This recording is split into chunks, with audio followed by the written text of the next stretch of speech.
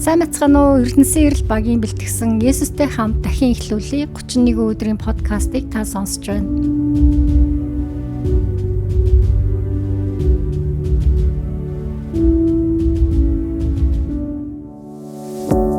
Үнэн хэрэгтээ та нарыг ертөнцийн эзэн л харж хамгаалж байгаа болохоор сэтгэл түгшээсэн бүх асуудлаа түүнд л хэлж даатгаж байхтун.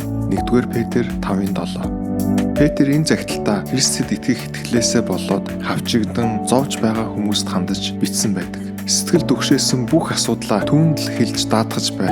Гэтэл өнөө цагт тэр дундаа дайн дажингүй амьдрал дунд тохиолдож байгаа өдөр тутмын асуудлаас болж бид мөнхийн эзэнд итгэж найдахынхаа оронд өөрсдийнхөө асуудлаа засчих гээд залруулчих гээд оролдоод байдаг. Гэтэл сэтгэл санаагаа зовоож байхынхаа оронд ертөнцийн эзний хүчит үгэнд итгэж найдан түүний амар тайвныг сонгон түүнд итгэж найдах сонголтыг өдөр бүр сонгож байх нь мөнхийн эзэн өөрөө таны амьдралыг удирдах боломж өгөх нь чухал.